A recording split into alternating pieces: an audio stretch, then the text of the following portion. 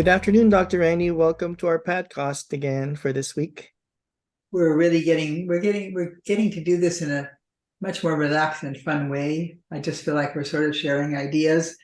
I know it's a little one-sided because once I get going, it's pretty hard for me to stop because most of the things we talk about, I could spend hours talking about it, giving stories and giving memories and, just adding more richness to it. But I know that people's attention spans aren't that long.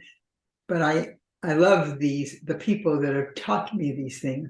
I treasure them. And so every single time I talk, it's almost in a tribute, thanking the multiple patients I've had that have helped me create what I know and deepen what I know by forgiving me for mistakes and egging me on to continue learning. Oh, yeah. Well, this one is, you said you had a lot of hits on this one. It's called What Are Traits That Actually Make People Sexy? And you had a success on these in the past? Well, lots and lots of people, a couple 100,000 people responded to this because, not everybody can match, obviously, what we see on the media. And so when I ask people, what do you think is sexy? Usually they'll talk about what is on the media. It's titillating, seductive, hot, focused on sexual desirability and conquest. Men have to have square shoulders and be tall, and when women have to be correctly proportioned bodies, Kardashians aside. But people expect people to be sexual. In other words, the focus is on the sexual act or the promise of the sexual act. So they dress and act in arrays that say, I'm desirable, you're desirable, we have chemistry. Well, those things happen very often in the beginning of new relationships, obviously, when the taste and touch and smell are all brand new and very exciting to people. It lasts about 4 to 6 months for most people, and then it drops off. And if people haven't created a relationship, as we well know, people seek it elsewhere because they love that sort of a turn on. Who wouldn't? I call it a sort of a suckle. Don't want to use profanity, but because it combines, treating each other as babies and loving each other and the safety and sexual excitement all wrapped up together. But people think of sex again as all about the sexual act. They don't talk about the people and the personalities that can create beautiful sexuality that lasts a long, long, long time and is independent often of how you look, independent of status, independent of money, independent of those promises that people make to each other in exchange for sexuality. I will see these people who've been married a long time and they just are delicious in the way they flirt with each other.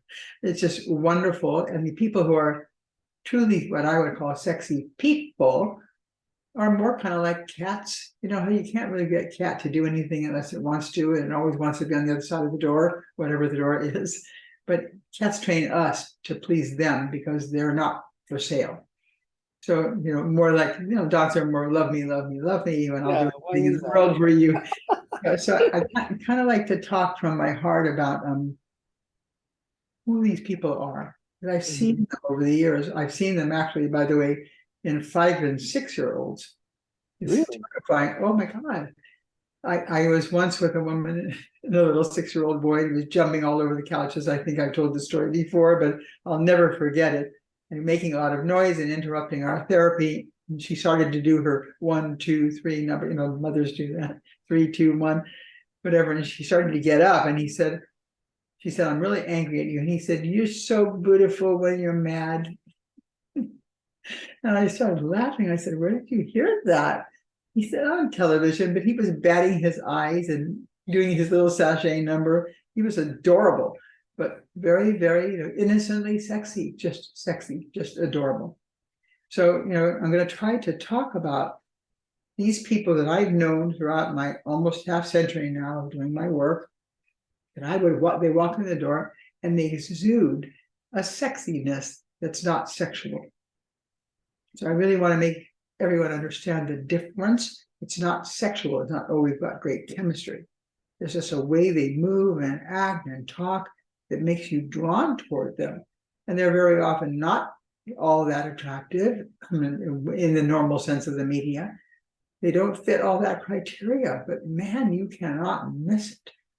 So I tried to put those sort of characteristics together to have people sort of think about them, because there are characteristics that people who are not born with wonderful looks, or these are things you can strive for. They're not that difficult to learn. Mhm. Although family trauma and sexual trauma and heartache and bad relationships, all those things sadly affect people negatively and make these qualities harder to create, because people have disappointments and needs and immaturities and ways of wanting to control people that you have to put aside in order to become or to learn these traits. But let me just talk about them a little bit so that at least people have an idea what I'm talking about. Yeah. And I have memories, multiple memories of both men and women, gay, straight, trans, doesn't matter, who exude these particular behaviors. And I can bring them up in my heart and bring them up in my mind. And I wish I could contain it in a jar and sell it, because I'd be a multimillionaire. Yeah. Okay, so look at the first one. They have an innate sense of personal rhythm.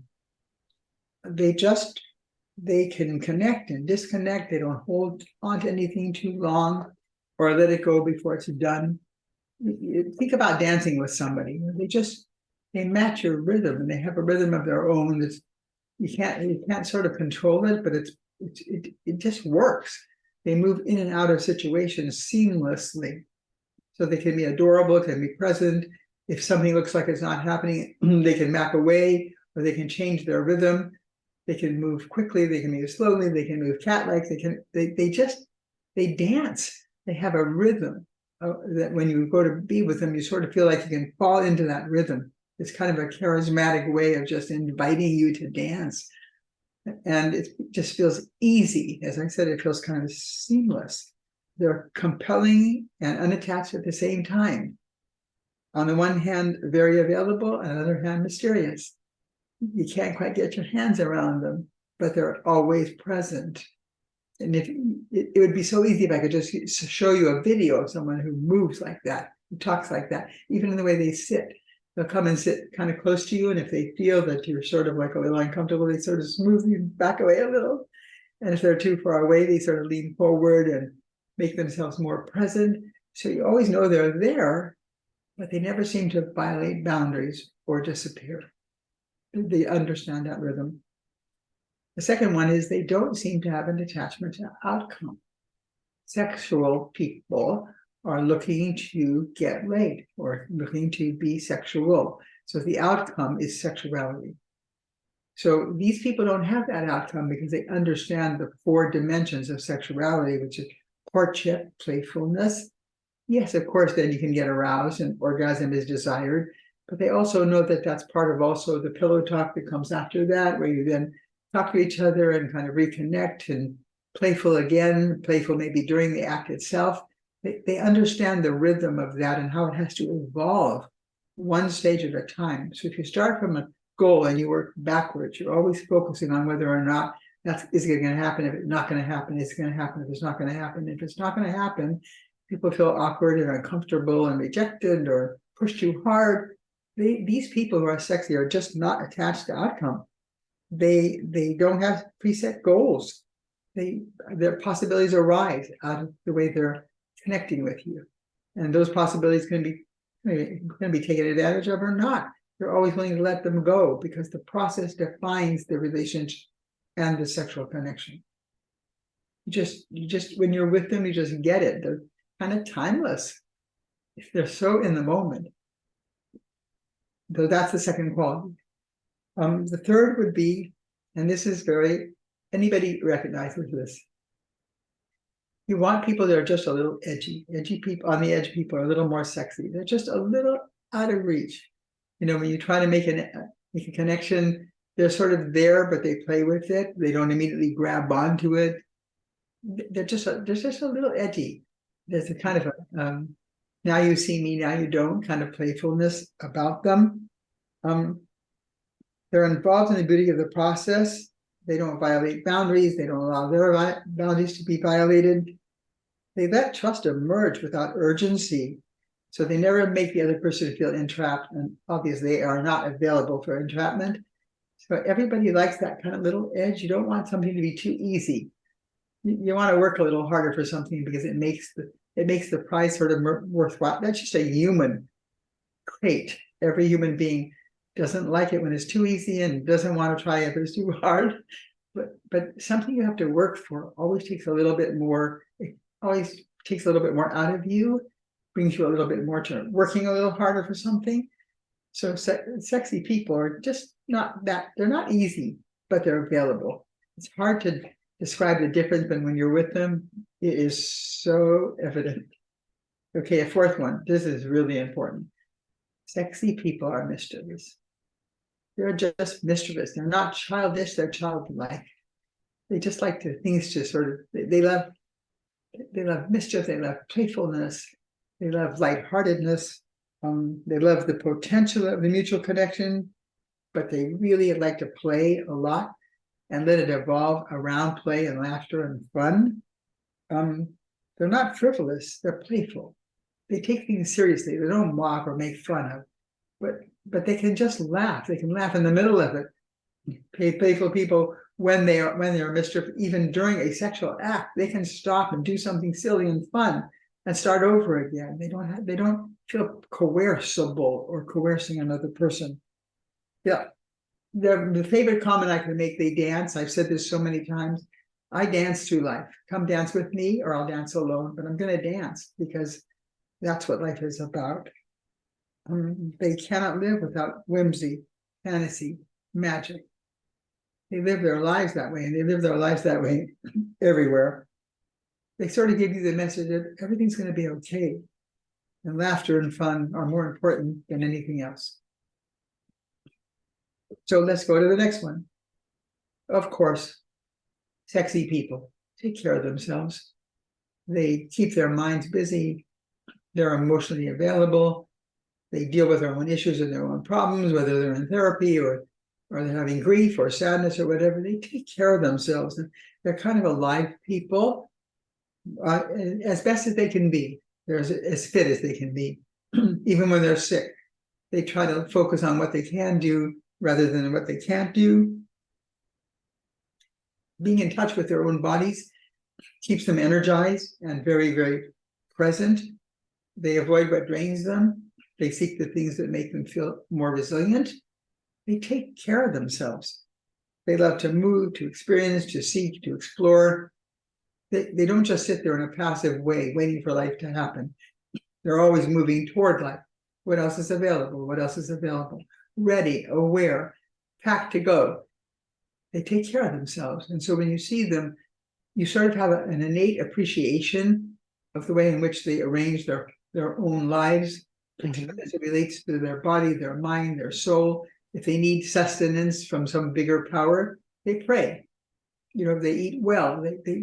They really do believe and show us that their body is a blessing that was given to them and is their absolute innate responsibility to take care of it the best they can. This is an interesting part of it. We call it number 6. They're hunters, but they're safe hunters. When you are the hunter, you're more excited sexually. When you are the prey, you're a little bit more afraid. That is true of all human beings, male or female, or anywhere along that continuum. So hunting excites people. It arouses people. But safe hunters have no interest in destroying their prey, controlling their prey, or owning their prey. They love the game, and they can play it on either side. They can be the prey that gets away and has fun. They could be the hunter that hunts down but doesn't territorialize or own somebody, as I said. They can make others feel the excitement of being pursued, but free to escape at any time. So there's a wonderful pleasure. It's just a process where you play with each other, and it's a cat and mouse process, but they can go back and forth between the cat or the mouse. They just love playing that game because people are excited. Control or be controlled is part of human nature, but they can play with that concept but never be defined by it because they understand the purpose of it and they're not attached to it. So let's go on.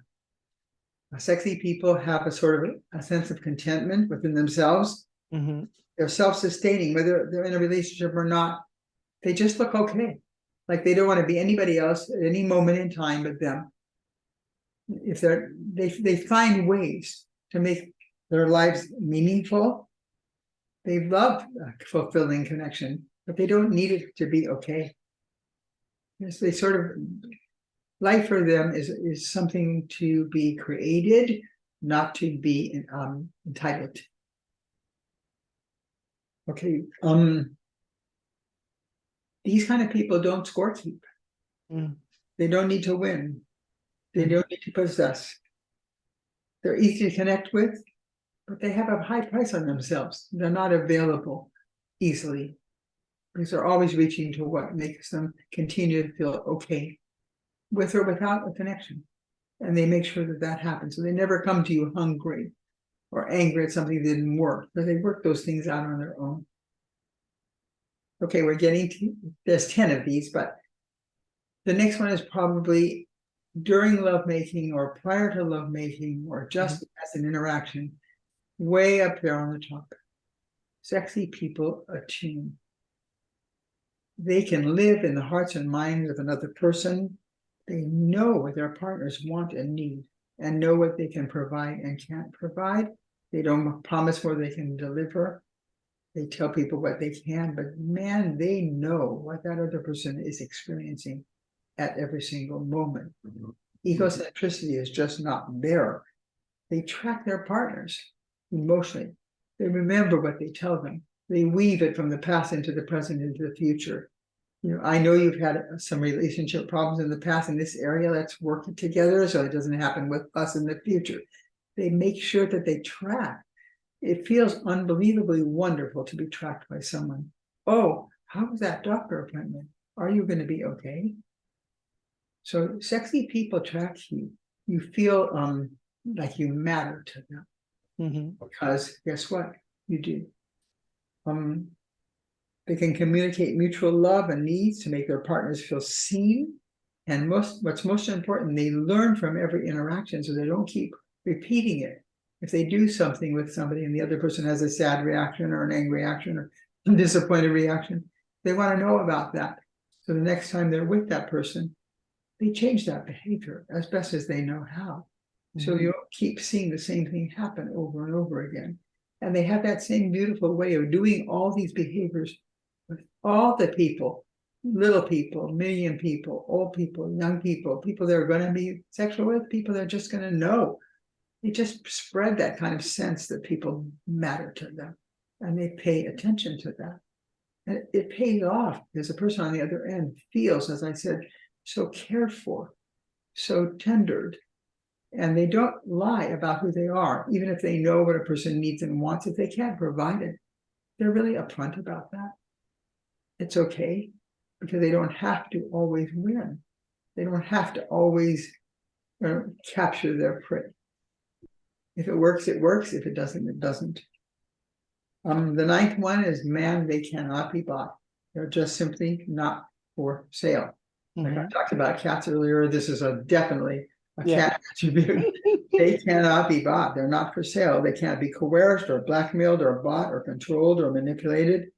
They just don't take the bait because they see what that's going to cost later on and they're not willing to make that kind of contract. You just don't play games with these people. You don't act like you're needing them, you don't pursue them, you don't seduce them, you don't tempt them, you don't test them. They just don't want it. They're not interested. If they see those games as really superficial and not contributory to the quality of a really beautiful relationship that feels sexy.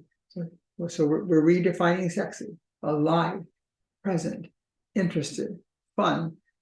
You can see how those things would be so attractive to people, whether they were in any relationship, but particularly in the beginning of what might turn into a sexual relationship. The last one, of course, is that sexy people will not be trapped and will never trap another person. You know, the great maxim, I'd rather you be somewhere else wishing you were with me than with me wishing you were somewhere else. They just don't, entrapment to them literally destroys the potential of memory and experience that's beautiful for both people. So they can be fully present to whatever the relationship brings without needing to commit to something that's not there yet. Why would you do that? Commitments come out of experience. They come out of memory. They come out of joy. So all life is memory and possibility, and creating beautiful moments that do both lead to more beautiful moments. But a sexy person doesn't need that to happen. They just need the beautiful moments to be where they are. And guess what? People flock to them. They flock to them. I've never seen them without potential partners. I've never seen them need to push to try to have sex with somebody because they're okay. So if I can teach people what a concept of sexiness is rather than sexual appeal or chemistry or things like that, you can add those things to it, and of course that makes it more delicious. But this is something anybody can attain. Anybody can work towards. It results in being more sexually attractive to other people, but it isn't the aim of a sexy person to become more sexually attractive. Is that interesting? Does that make sense to you? You're looking at me like, what?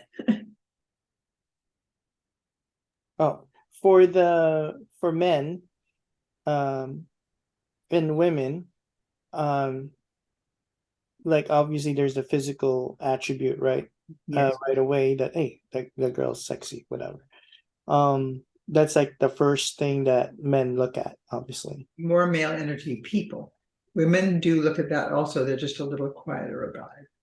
Right. The amount of testosterone in your body determines how much looks mean to you. So men are a little more female energy, are looking more for emotional connection as well. Women with more male energy, it's very important to know what that man looks like, because that's how they fantasize. Mm-hmm. And men, when men are on the internet, they'll lie about hair loss, they'll lie about height, they'll lie about sexual malfunction, things like that. They sort of push forward the way that they can take care of a woman or whatever it is. Women lie sadly about age because we have that against women in our society. It's not fair, but it is true. Although sexy women have these attributes, don't have difficulty attracting men at any age. I've seen 75-year-old women that can attract a partner just because they're like this. They're just adorable. They're adorable. And men enjoy them. They like being with them. They say they're so easy to be with. You don't have to work that hard to be with them. They're just so much fun. I've seen that happen. And I've seen beautiful women in their 20s and 30s who can't attract men just because they're difficult and they're too high maintenance. And you have to compete against every other man that might want them. So there are other factors that play into this process, but I'm talking about a set of ways of being in the world that are attainable. If you're not born beautiful with perfect proportions and things like that, and you're never going to be that way, or you're a woman who's 6'2", or a man who has smaller shoulders than his hips and things like that, which don't seem to be appealing in the usual way. Yeah. In that way, you can't do anything about it, but you can do something about every single thing I've talked about. And it will enhance your capacity to bring people to you. Whether they become sexual connections or not, that's the whole next level. Great. So it looks like you had a lot of clients that had this type of issue. I don't know if it's an issue, but this topic that you talked in the past, right? Mm-hmm. And they're like asking you for these, like, why or why not? Why am I not attracting anybody or something like that? Charisma is an interesting thing.